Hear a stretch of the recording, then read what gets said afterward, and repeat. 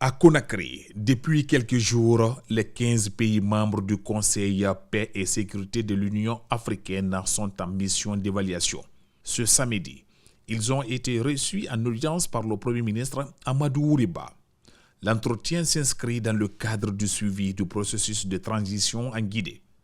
Les membres de l'Union africaine sont déjà disposés à collaborer pleinement avec la Guinée. Nous avons agréablement observé la vision que vous avez pour le futur à travers le programme de 2040.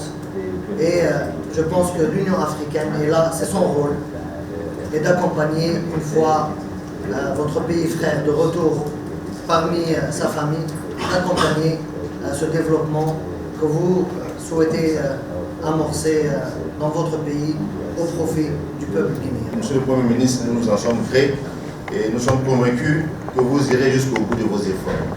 Parce que votre feuille de route est très claire au niveau de l'assainissement de la vie politique, au niveau socio-économique, à travers, n'est-ce pas, ce que nous avons véritablement apprécié, Simando 2004. Nous allons repartir satisfaits et nous vous remercions de l'accueil que vous avez réservé au Conseil de paix, de toutes les facilités que vous avez mises à notre disposition, et soyez assurés que nous sommes de cœur avec le peuple guinéen et avec la Guinée. Le Conseil Paix et Sécurité, organe clé en matière de prévention des conflits, se dit satisfait de la volonté politique affichée par les autorités guinéennes. This country is on the threshold for a new dispensation. Comme vous le savez, la Guinée, c'est un pays leader en Afrique et c'est un pays qui a joué un rôle très important dans la lutte panafricaniste pour la libération de toute l'Afrique.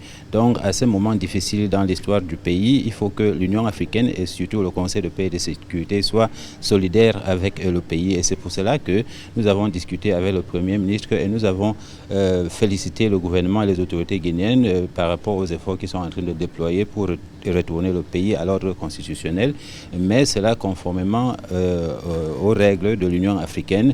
Et nous voulons que ce processus de transition soit inclusif et que toutes les voix soient entendues, que les femmes et les jeunes, tout le monde soit impliqué dans le processus pour que nous voyions une Guinée prospère dans un avenir très proche.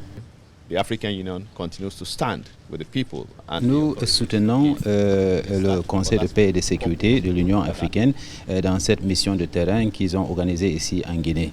Comme vous le savez, la Guinée, c'est un pays leader en Afrique et c'est un pays qui a joué un rôle très important dans la lutte panafricaniste pour la libération de toute l'Afrique. It's wait for the people of Guinea to decide their future, decide their leadership. Le chef du gouvernement a exprimé l'engagement des autorités à respecter les engagements pris tout en plaidant pour une réintégration pleine de la Guinée dans les activités de l'Union africaine. Au nom du général Mamadi Doumbouya, le président de la République, nous vous remercions. Nous comptons sur vous. Nous sommes profondément dans la logique de faire promouvoir un vrai panafricanisme.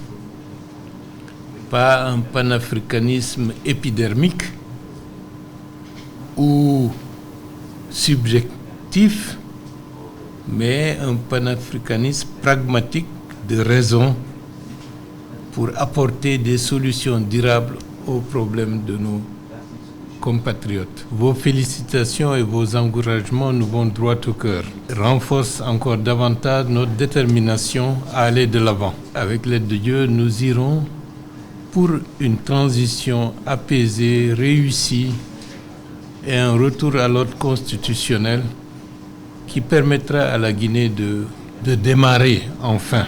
Vous êtes venus en paix, on vous souhaite un retour en paix dans vos pays respectifs. À Rapeleco, la délégation du Conseil Paix et Sécurité de l'Union africaine avait déjà rencontré les départements sectoriels.